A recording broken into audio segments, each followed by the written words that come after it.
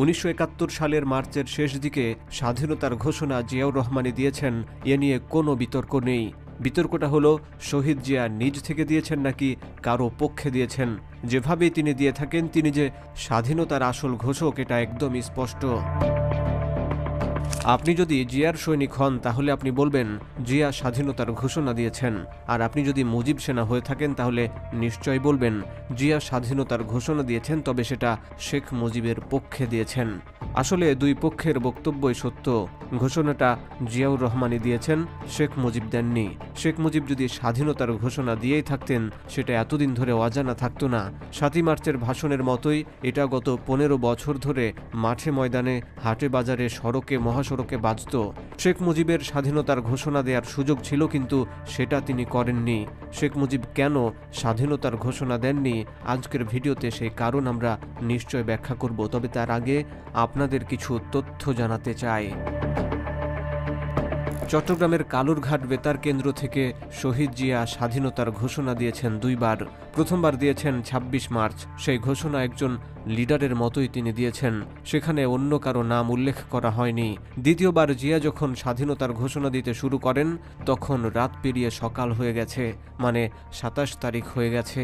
নতুন ঘোষণাতে তিনি অতিরিক্ত যোগ করেন on behalf of our great leader Sheikh Mujibur Rahman. আলোচিত আমার ফাঁসি চাই বইতেও জিয়ার দুইবার স্বাধীনতার ঘোষণার কথা উল্লেখ আছে, কিন্তু রাজনৈতিক নেতৃত্বের পরিবর্তে কেন একজন মেজরকে স্বাধীনতার ঘোষণা দিতে হলো? কেন শেখ মুজিব স্বাধীনতার ঘোষণা দেননি? পাকিস্তানি বাহিনীর হাতে আটক হওয়ার আগে কি সেই সুযোগ ছিল না? প্রকৃত তথ্য হচ্ছে পাকিস্তানি সেনাবাহিনীর হাতে শেখ মুজিব আটক হননি, বরং তিনি আত্মসমর্পণ করেছেন।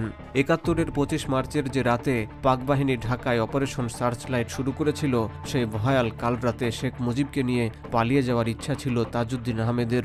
তাজউদ্দিন আহমেদের পরিকল্পনা ছিল শেখ মুজিব স্বাধীনতার ঘোষণা দেবেন, তারপর তারা আন্ডারগ্রাউন্ডে চলে যাবেন, সেখান থেকেই মুক্তিযুদ্ধ পরিচালনা করবেন। কিন্তু শেখ মুজিব তাকে হতাশ করেন। তিনি স্বাধীনতার ঘোষণা তো দিলেনই না, এমনকি পাক বাহিনীর কাছে ধরা দেওয়ার সিদ্ধান্ত নেন। তাজউদ্দিন আহমেদের বরাত দিয়ে তার বড় মেয়ে শারমিন আহমেদ তাজউদ্দিন আহমদ নেতা ও পিতা বইতে লিখেছেন, মুজিব ভাই, বাঙালি জাতির অবিসংবাদিত নেতা হলেন আপনি। আপনার নেতৃত্বের ওপরই তারা সম্পূর্ণ ভরসা করে রয়েছে। মুজিব কাকু বললেন, তোমরা যা করবার করো, আমি কোথাও যাব না। শারমিন তার বইতে লিখেছেন, পূর্ব পরিকল্পনা অনুযায়ী আব্বু স্বাধীনতার ঘোষণা নিয়ে এসেছিলেন এবং টেপ রেকর্ডারও নিয়ে এসেছিলেন। টেপে বিবৃতি দিতে বা স্বাধীনতার ঘোষণায় স্বাক্ষর প্রদানে মুজিব কাকু অস্বীকৃতি জানান। মুজিব কাকু বলেছিলেন, এটা আমার বিরুদ্ধে দলিল হয়ে থাকবে, এজন্য পাকিস্তানিরা আমাকে দেশদ্রোহীর জন্য বিচার করতে পারবে। শেখ মুজিবকে আত্মগোপন বা স্বাধীনতার ঘোষণায় রাজি করাতে না পেরে তাজউদ্দিন হতাশ হন, তিনি বাড়ি চলে যান। শারমিন আহমেদ লিখেন, সেদিন আব্বু বাসায় ফিরে খুব রাগান্বিত হয়ে আম্মাকে বললেন, মুজিব ভাই কিছুতেই বাসা থেকে যাবেন না, আমিও কোথাও যাব না।